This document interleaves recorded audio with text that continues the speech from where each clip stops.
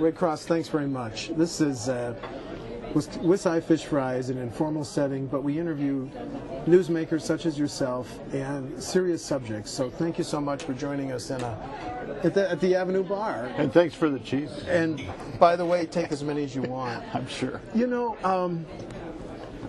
you started your career as an adult serving in Vietnam. You're finishing up your public service career as a UW system president. Same survival skills? Any similarities there, sir? Fortunately, I'm older and the bullets bounce off. At least it feels like some of them make it through, but nevertheless, it's there are a lot of similarities in terms of the kind of response one has to have to pressure and constant change and chaos around you, and it was certainly a whole lot more serious in Vietnam, but there are a lot of similarities otherwise, and that's true for a lot of people in life today. Well, of course, right now the big news is the potential $300 million cut in the state budget that the governor has proposed, and you're trying your best to work with legislators. You've talked about this all the time, that you guys are working together, you're going to the governor's office, but you've also said that it's not really $300 million, it's more like $350 million when you talk about additional cuts and such. Do you want to explain that maybe a little bit? In the state of Wisconsin, without trying to get into a lot of detail, in the state of Wisconsin, there are expenses that are delayed and then paid retroactively to your base. And those are not included in this. It's called cost to continue or participation in compensation reserve. So what we're attempting to do is make sure those are included. The expenses that we didn't necessarily impose, increases in fringe benefit cost, etc. And in addition to that, there are $14 million in individual. There is $14 million in individual projects that are identified that have been removed that we're going to have to fund for the most part, not all of them, but most of them.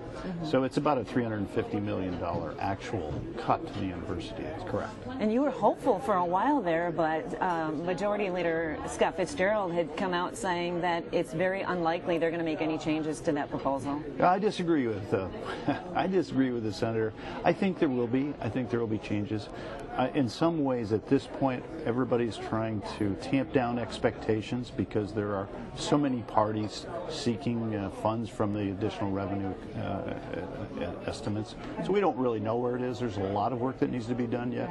The university will probably not be, our portion of the budget bill will not be taken up until near the end of May. So we have some time.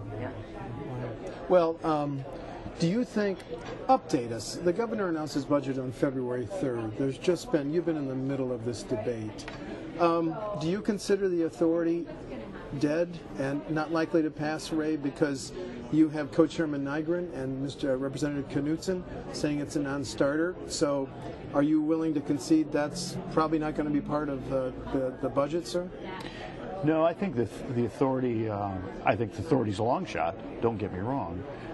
In part because it's misunderstood and it's been conflated with a lot of other things that are associated with it in the governor's budget. Nevertheless, at the core of this are those 5 groupings of flexibilities that are important to the university, and that's the essence of the authority. Those are flexibilities that we've been seeking for 40 years. Flexibilities that all but 4 states in the United States have. 4 universities and 4 state higher education systems in the United States have. Wisconsin is one of 4 of the most regulated higher education systems in the country. And that costs Wisconsin taxpayers money and students and their families. Can we do that more efficiently? That's what we're really after, Steve. Well, are you saying then if you get some of the flexibilities, it'll still be a victory? Because I agree with Jackie. When the governor last week said any additional money will go to fund K-12, that pretty much says it won't go to soften or lower the $300 million cut. Isn't that that's my interpretation of what the governor said. Is that also yours? No. No? It seems as though I've been answering a lot of questions with yes and no answers recently. I think there's more to it than that, and I think that there are still a lot of answers to resolve, a lot of questions to resolve, including it's not just new money. How might money be shifted? How might it be moved around? So I think that there will be money there, and I think that we will secure some of that. But we also have to do it in a way that's responsible and reasonable. I don't know what it'll be yet, and I don't know what the revenue projections will be. We won't know till, what, 4th or 5th of May, probably. Yes, right. You know, you had said, we have more questions, but you had said that you've been answering a lot of questions with just yes or no, so you know where I'm going with this. So you already addressed it at the Board of Regents meeting in Waukesha, but an English professor had asked you if you couldn't, get what you need out of the budget, that you would resign, and you just said yes. But of course, you later clarified it. Do you want to, elaborate on that a little bit? Yeah. Well, you would like for me to do that, huh, Jack? Yes, I really do believe that the legislature wants to work with us, and my answer was more a reflection of the confidence I have in the conversations we're having with legislators. I'm fully committed to retaining tenure, to retaining shared governance. We will have those in some form. Either it'll be in state statutes or it'll be in board policy. We'll do that. Do I believe there needs to be some changes in those? Yes, I do. But most faculty do as well. So how do we improve those and make them more useful for all parties? I think that's fair. On the budget side, legislators have been telling me from the beginning, we're sympathetic to your issue. We will try to find ways to help you. At some point, we have to put some confidence in them and say, thank you. We will work with you to try to achieve that. And you're in it for the long haul. You're not going anywhere. You're not taking your ball home. You're staying with us. Do you expect to be president in 6 months? Yes, I do. I wouldn't guarantee that, though. 6.1, I might not make that, Steve. Okay, so. I understand. Well, it's just that you're in the center of this. Senator Nass is not happy with any of this, and you have some faculty members. Can I ask, what toll is this taking on you, being at the center of this huge debate? 26 campuses, $6 billion budget. Talk to me about the last couple months, sir. Well, I have to keep talking to myself. I have to remind myself that there are all kinds. In fact, it actually parallels your first question, Steve, about Vietnam. You have to keep your wits about you and your head screwed on straight and not overreact to some of these things. I appreciate and consider Senator Knopf a good friend. I do. We differ on a number of things, but we also agree on some things. So he asks fair questions and honest perspective from the public's viewpoint, and I think that's what we want our legislators to do. And he expects some answers. He and I differ over how best to achieve his concerns regarding the growth in tuition. I think there are other ways to provide that. On the other hand, I also understand that faculty expect us to lead this institution and defend it against all kinds of different charges that are spurious or inappropriate. And we're trying to do that. We're trying to do more of that one-on-one and in the back rooms with legislators to build relationships. Look, we're not adversaries here. We're working together to solve these problems. We understand that legislators face enormous challenges right now with respect to the budget, with state revenues, with all of the non-discretionary spending they have to find a place to fit things into. How do we work with them to solve the state's problems? And I think that's really important. And it's not easy in an era where partisan politics tends to be the norm. How do you bridge that? And how do you help establish credibility and work together to solve those problems? Not going to be easy. Is there any upside to this controversy when Chancellor Blank says that already some very qualified people are not taking jobs on UW-Madison? But is there any upside as this state is focused on the 26 campuses, how much they cost, potential cuts? Is there any upside in this debate, Ray? You may have noticed, Steve, in a recent survey, I can't remember who did it, that the public was opposed to these cuts. I think 70% of the public opposed the cuts. That's really encouraging to me, and the reason it is because there is a devaluing of higher education across the country. The public is seeing less and less value in higher education, and I find that very troubling because it is one of the primary drivers to help us solve our problems. At the same time that Madison's basketball team is in the Final Four, and there's all kinds of great things and emotions around that are positive, they announced a possible vaccine for Ebola. Amazing. That's a tremendous thing. And concurrently, the folks that are working on Alzheimer's solutions and ways of dealing with Alzheimer's may have discovered some compounds that delay, postpone, and discontinue the growth of Alzheimer's. Tremendous thing. Now that's on the research side. And we don't often talk about the great teaching that occurs throughout these institutions.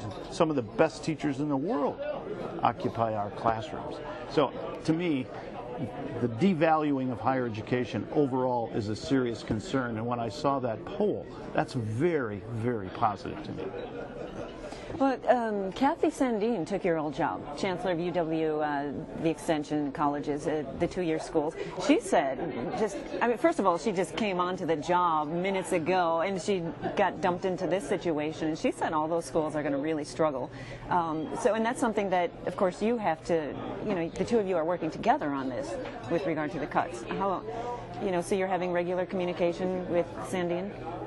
Not only Kathy, but also several other chancellors, because there are probably 5 or 6 of the 13 institutions that will suffer greatly from these cuts, and we have to find a way to mitigate that and help them bridge their way through this.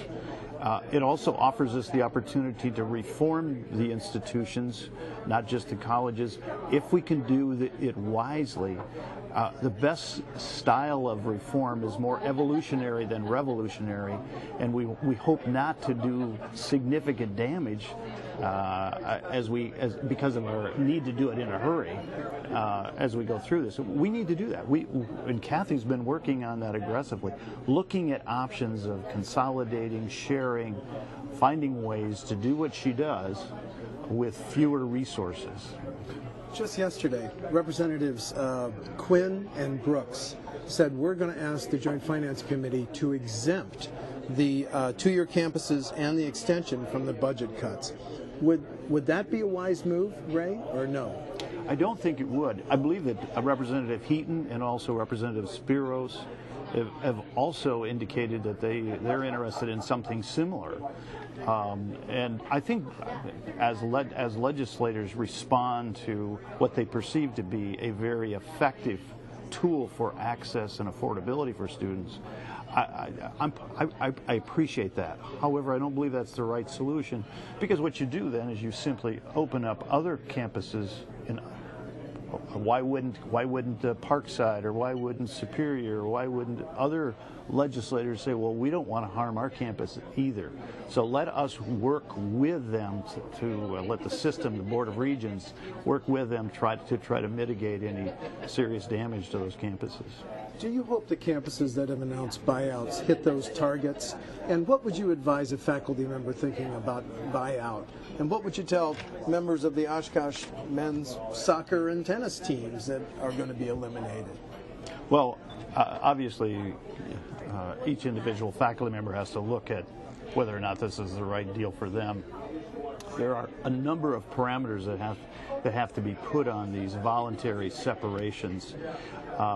They help us tremendously. It's very difficult to eliminate tenured faculty positions, but if you have a faculty member who meets some of this criteria, it makes it a lot easier. I don't know what the overall will be, because it will vary by campus. They each have slightly, I wouldn't say each, there are some campuses that have slightly different parameters on what they're after. The idea is that if we can save money by eliminating a position, or by filling it with a much less expensive position, we've really helped ourselves. We don't have much time left, and I thought we'd have plenty of time for you to tell one of your famous jokes, or maybe sing a Doris Day song or something. Que sera, sera. I can sing that, Jack. Excellent. I've got the final question. If state aid is cut by $300 million, What does the UW system look like in 5 years, President Cross? Do you think we'll still have 26 campuses? Final question, sir. Then we'll let you have cheese. I thought this was supposed to be an easy forum, and it was supposed to be informal. We wanted to get you out of the Capitol and near some cheese curds, and sorry, but I really am curious. We asked you with a smile. So maybe I'll respond with one as well. But I actually believe there will be 26 campuses. I would argue that they may be managed differently. A lot of what we would refer to as the support services, the backroom business operations, will be consolidated, placed together. We're going to have to do a lot of that. We're going to have to map those processes and make sure that they're re-engineered and streamlined. We were going to do that anyway. The budget just accelerates that and puts a lot more pressure on the process. In addition to that, there's going to be much more collaboration between programs, academic programs.